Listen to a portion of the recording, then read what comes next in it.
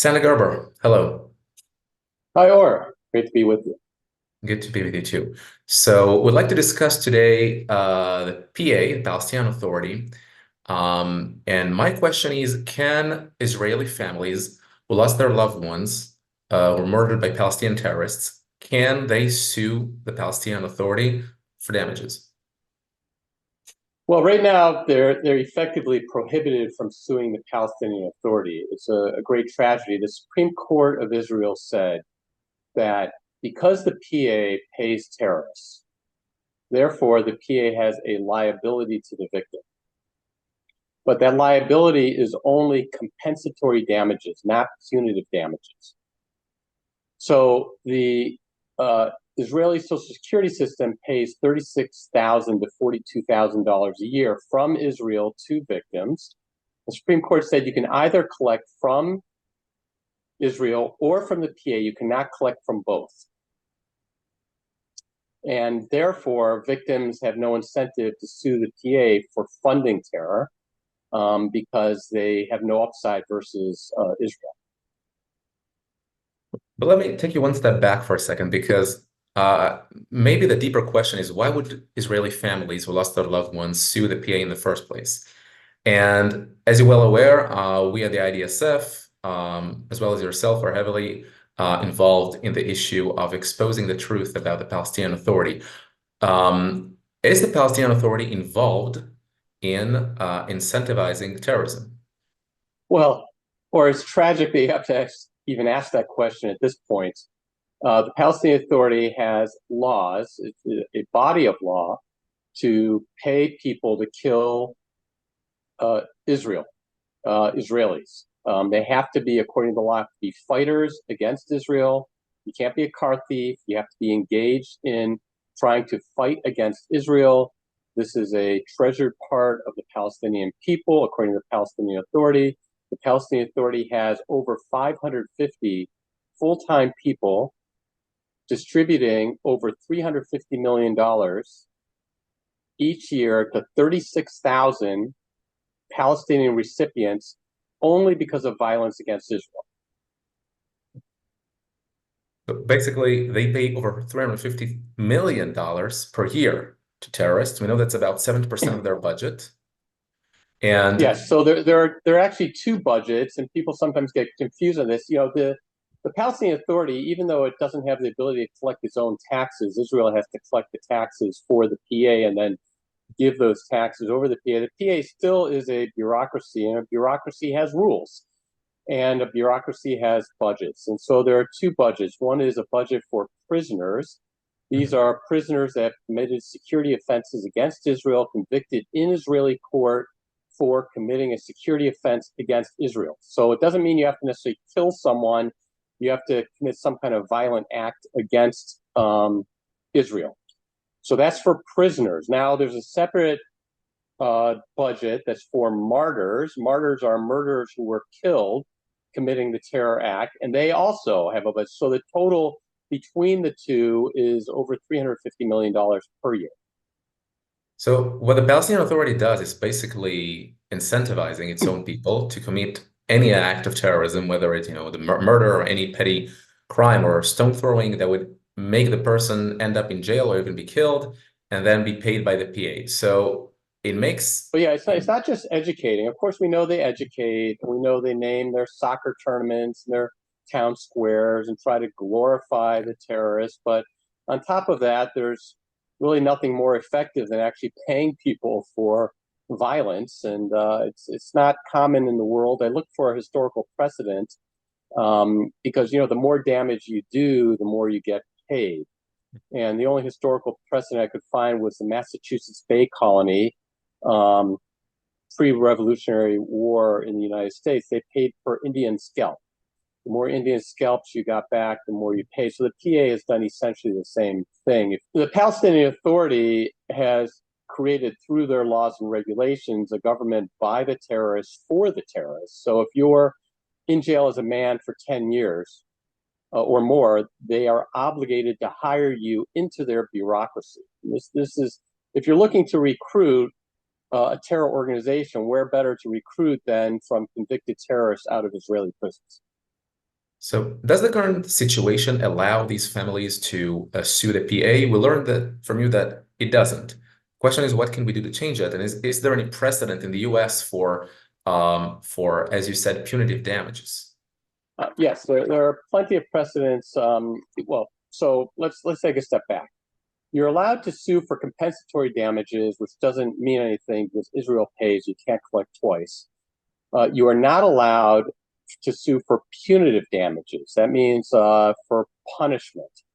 The Israeli Supreme Court decided 2-1 against punitive damages. One judge did say there should be allowed to sue for punitive damages because there's no legal precedent.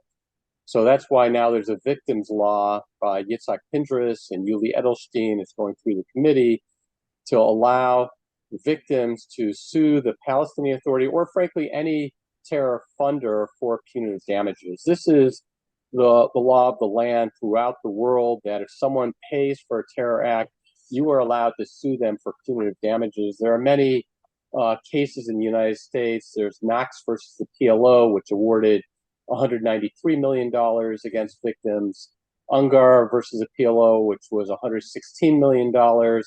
And there's various lawsuits against Cuba and Iran and others that allow victims to sue for punitive damages against terror funders, people who pay for terror. All right, so we learned that the PA pays terrorists, but let me ask you this. We know on October 7, thousands of Nukhba terrorists and other Gazan citizens who invaded Israel and basically committed unprecedented atrocities. Are they going to be also paid by the Palestinian Authority?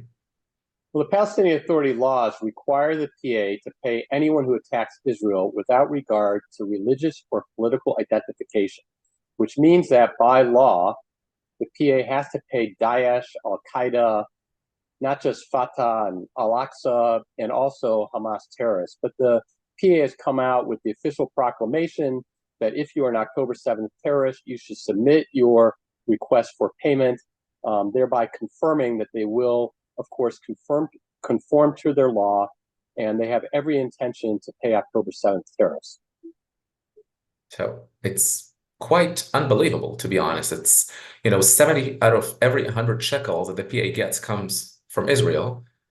And indirectly or even directly, it goes to Nukhba terrorists that committed such heinous crimes inside Israel.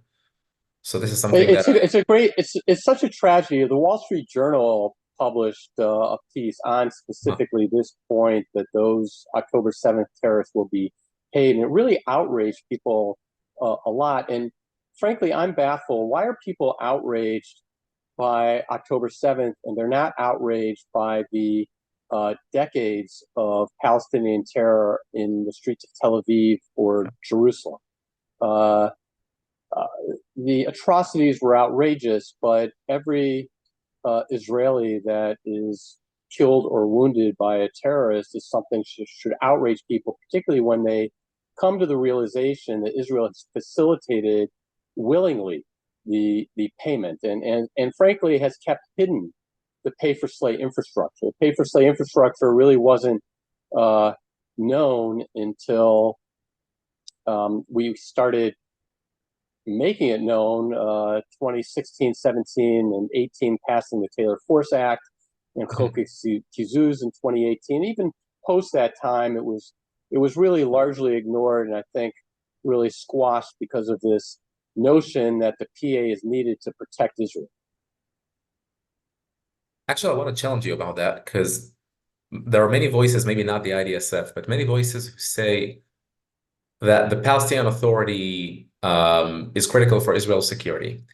What you just mentioned, that the security coordination is basically critical for the IDF success around Judea and Samaria and so on. Is it necessary for Israel to keep on an artificial lifeline, this organization called the PA? Well, this is a matter of realpolitik, and frankly, it makes absolutely no sense that Israel has to be dependent on outsourcing security to an organization that's paying to kill its own citizens. But even more than that, the Palestinian Authority playing the long game has been radicalizing and indoctrinating its entire citizenry to be anti-Israel. And so even though in the short term, maybe the PA stops Hamas terrorists, because it wants to protect. Now, of course, it won't stop Fatah terrorists, it'll only stop Hamas terrorists, and the PA has never imprisoned a single terrorist. Every terrorist that's ever been arrested by the PA has always been released. So the PA is really paying a double game. And it's even worse than that because not only are they paying to kill Israelis, they're also running around the world telling the world that Israel is committing a genocide and ethnic cleansing. And they're repeating this message so much. And Israel is trying so hard to keep the PA in power that Israel's never rebutted, until recently at the ICJ. Israel's never rebutted the claim that Israel's committing a genocide and an ethnic cleansing. And sadly, because Israel's been silent on this, because of the desire to keep the PA in power, because the PA is necessary for physical security, because the PA has been in power for so long, repeating the same message again and again and again, that notion that Israel is genocide and ethnic cleansing has cost Israel its moral legitimacy, not just in the world court, but on the college campuses and throughout much of the Western world.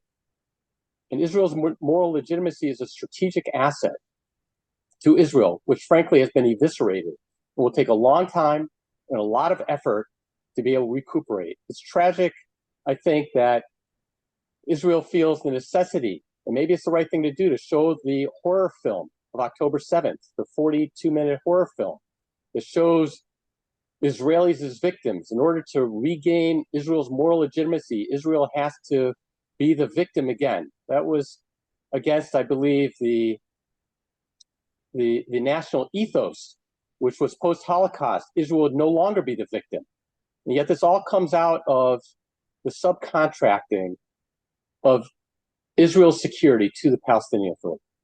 Yeah, so there's this law that's being proposed right now, as you said, that basically takes from the money that was offset from the PA's tax money, correct? What we call Chok HaKizuz, the offset law that would basically leave in Israel's hand plenty of cash, was designated for the Palestinian Authority, and to compensate bereaved families through these funds.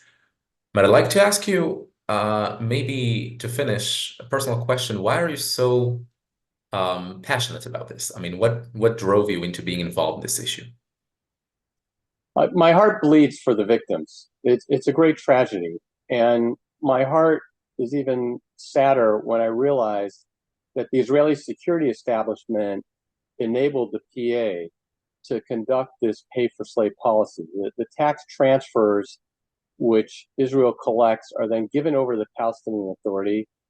Chok HaKizuz, which was passed in 2018, withholds money from these tax transfers equivalent to what the PA pays the terrorists, but the security establishment gave back the money that was withheld by the Knesset. They give back through a different pocket. They give that money back to the PA. So essentially, Israel is funding the murder of its own citizens. And maybe that's a security decision that the security establishment has decided that the security of the state of Israel needs to be outsourced to an organization which also happens to pay to kill Israeli citizens. And it just, my heart bleeds that the state of Israel has engaged in an official policy to fund the murder of its own citizens.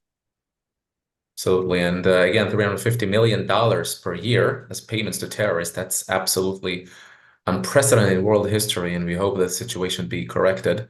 Senator Gerber, thank you so very much. Thank you, Or.